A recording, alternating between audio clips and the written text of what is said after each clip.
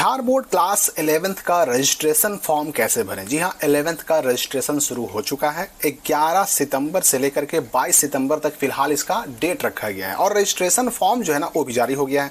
ये जो अपने सामने आप देख रहे हैं ये आर्ट्स का रजिस्ट्रेशन फॉर्म है और ये है साइंस का रजिस्ट्रेशन फॉर्म। पहली बात आपको ये समझ लेनी है कि चाहे आर्ट्स हो, साइंस हो, कॉमर्स हो, रजिस्ट्रेशन फॉर्म जो आपको मिलेगा वो अपने स्कूल से ही मिलेगा जहां आपका एडमिशन हुआ है, क्योंकि ये प्रिंटेड रजिस्ट्रेशन फॉर्म आप खुद से डाउनलोड नहीं कर सकते, आप इसको खुद से इंटरनेट से नहीं निकाल सकते।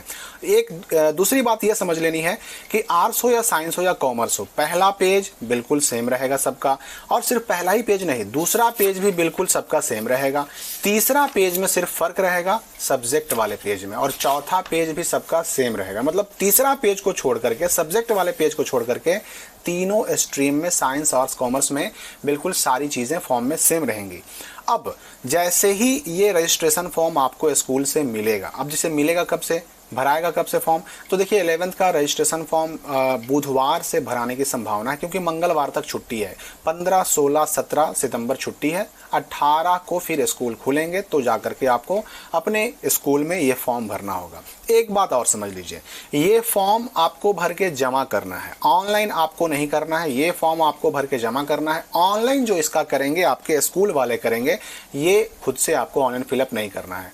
और ये मैंने आपको बता ही दिया कि ये फॉर्म कहीं से नहीं मिलेगा। तो जैसे ही ये फॉर्म मिले, पहली बात तो आपको ये देख लेनी है कि आपका जो पहला पेज है फॉर्म का, उस पे फोटो आपका अपना ही छपा हुआ हो, आपका नाम, पिता का नाम, माता का नाम, डेट ऑफ बर्थ, ये सब सही सही छपा हुआ हो। अगर सही छपा हुआ है तब तो इसमें कुछ भी नहीं करना है, लेकिन अगर गलत छपा हुआ है तो आप जहां पर भी गलती देखें उसको पेन से काट दें और बगल में सही सही लिख दें। जैसे कि एकता लिखा हुआ है AKTA, अगर लगता है कि नहीं भाई हमारे मैट्रिक के मार्कशीट में तो ई से है, तो EKTA होना चाहिए, तो यहाँ पर इसको काट करके और ई से लिख डालिए, हो गया काम।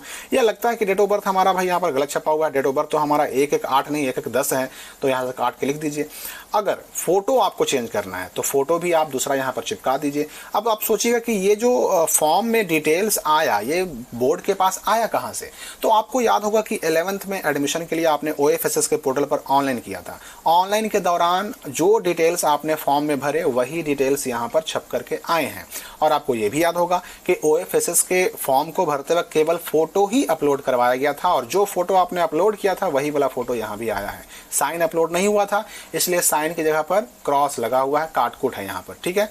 तो अगर सब कुछ सही है तब तो सिंपली क्या करना है कि अगले पेज से काम शुरू कर देना है, और अगर गलती है तो उसको काट कर सही कर देना है। हाँ, साइन जरूर करना है। अगर फोटो चेंज करना है तो पहले फोटो चिपकाइए, नीचे साइन कीजिए, और अगर फोटो चेंज नहीं करना है तो बस केवल साइन कर दीजिए और मिला लीजिए कि सब सही है। हाँ देखिए, 16 नंबर का जो यहाँ पर कॉलम है ना, रिलीजन, ये किसी फॉर्म में छप के नहीं आया है, तो अगर आपका रिलीजन छप के नहीं आया तो यहाँ पर हिंदू, मुस्लिम, सिख, ईसाई जो भी आपका धर्म है वो यहाँ पर लिख डालिए।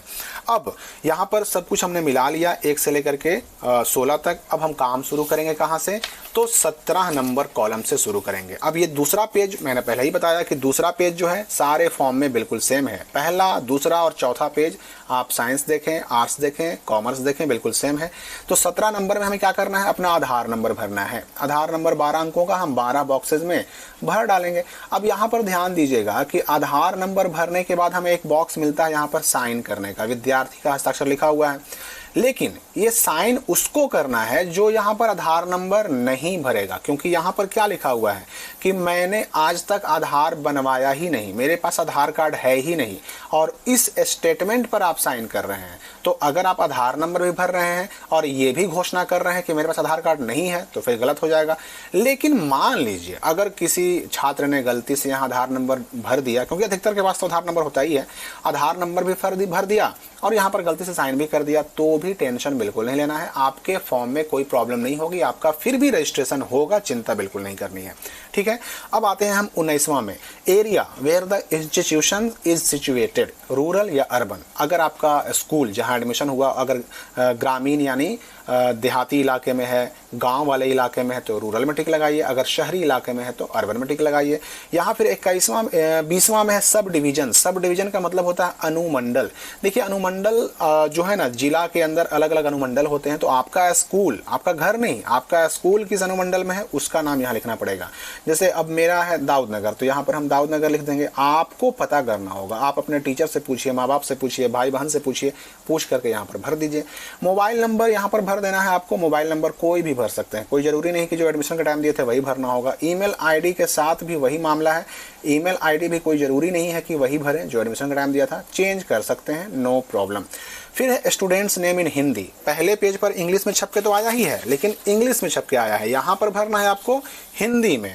तो यहाँ पर वही चीज़ें हम लिख देंगे हिंदी में, यानी स्टूडेंट का नाम लिख देंगे, उसके बाद उसके पिता का नाम माता का नाम लिख देंगे, और उसके बाद हम लिख देंगे पिता का नाम, सब हिंदी में, क्योंकि यहाँ पर क्या आपसे पूछ रहा है, यहाँ पर पूछ रहा है हिंदी में लिखा हुआ, लिख देंगे। एड्रेस की बात करें हम तो यहाँ पर विलेज लिख करके अपना विलेज, फिर पोस्ट लिख के अपना पोस्ट, इतना में काम चल जाएगा।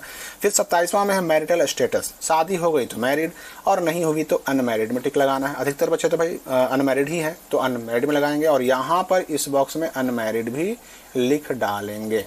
ये इतना हमने काम कर लिया। अब उसमें देखिए 28, 29 और 30, यानी ये वाला और ये वाला और ये वाला स्टार लगा हुआ है, और यहाँ लिखा हुआ है 28, 29, 30 भरना जरूरी नहीं है, इसमें अकाउंट नंबर भरना है। तो अकाउंट नंबर आप भरिए ना भरिए, वैसे भी आप जानते हैं कि पास होने के बाद जो पैसा मिलता है उसके लिए अलग से फॉर्म भराता है, तो इसकी कोई ज़रूरत नहीं है।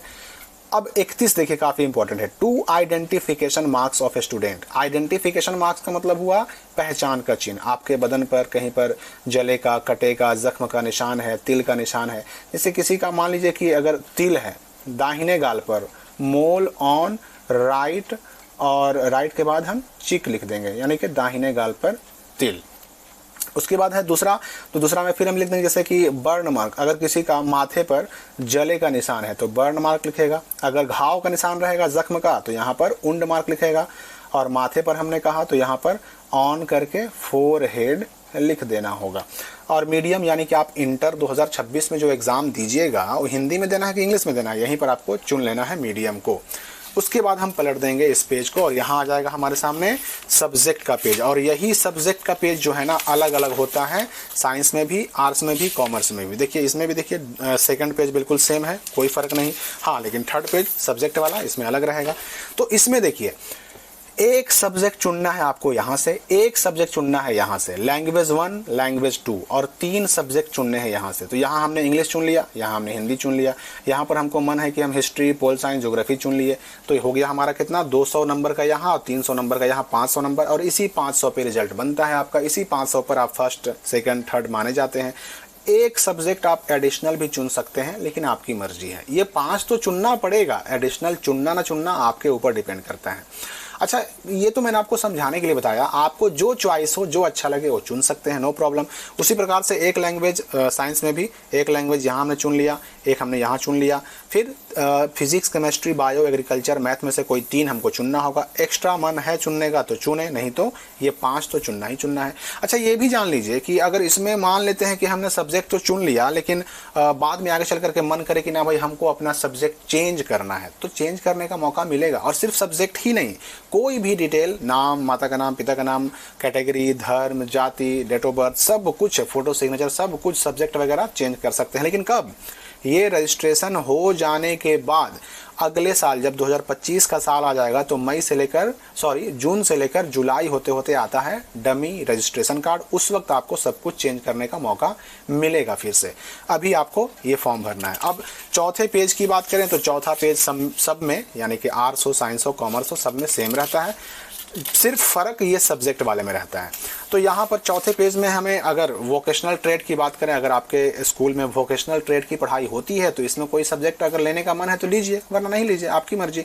हाँ, यहाँ फिर आपको साइन करना पड़ेगा, यहाँ पर गार्जियन का साइन होगा और उसके बगल में आपको अपना साइन करना होगा हिंदी में, ठीक है, हिंदी में आपको साइन करना होगा। और उसके बाद बगल में आपको साइन करना होगा इंग्लिश में। और ये साइन कर दिया हमने, ये बॉक्स खाली छोड़ देना है क्योंकि ये signature and seal of principal है। इतना हमने कर लिया। अब इस फॉर्म को हमें अपने स्कूल में जमा कर देना होगा। अब साथ में डॉक्यूमेंट क्या लगेंगे भाई? तो देखिए, आपसे एडमिशन रसीद मांगा जा सकता है, आपसे आधार और पासबुक मांगा जा सकता है। अब पैसे की बात करें तो पैसा लगेगा भाई 515 रुपया। 515 किसका? तो जिसने बिहार बोर्ड से मैट्रिक पास किया, जिन्होंने बिहार बोर्ड से मैट्रिक पास किया और फिर 11th में एडमिशन कराया।